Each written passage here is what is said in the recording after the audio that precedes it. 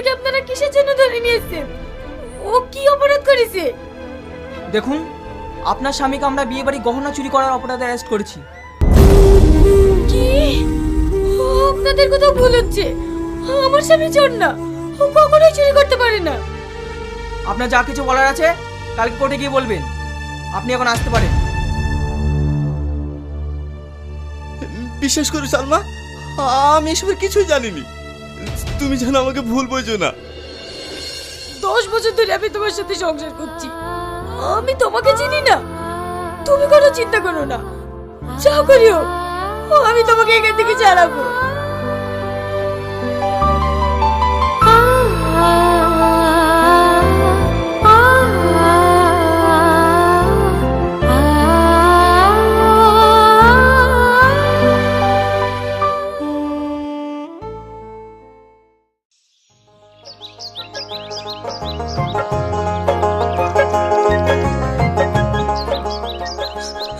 আব্বা, এই বাড়ির গয়না চুরি করার অপরাধে তোমার জামাইকে পুলিশে ধরে নিয়ে গিয়েছে।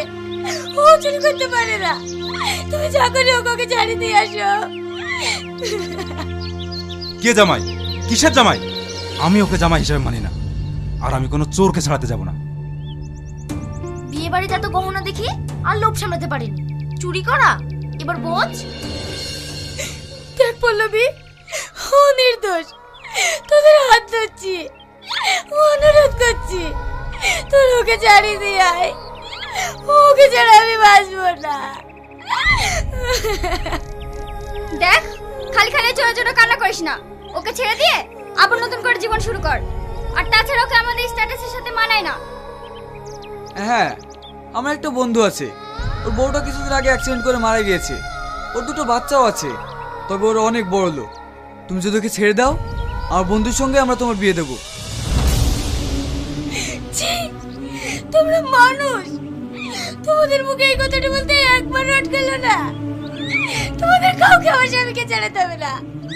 যা করিও আমি আমার স্বামীকে ছাড়াবো। কিন্তু তোমরা একটা কথা মাথায় রেখো, তোমাদের এই জেদ আর এই আত্মহকারী তোমাদের একদিন শেষ করবে।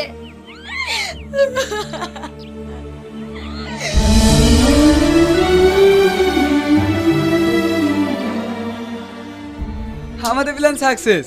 সারা ভিখারি বাচ্চাটাকে উচিত শিক্ষা দেওয়া হয়েছে। তবে যাই বলো, পল্লবীর জবাব নেই। পুলিশের সামনে কেঁদে কেঁদে গয়নার জন্য কি নাটকটাই যে করলো।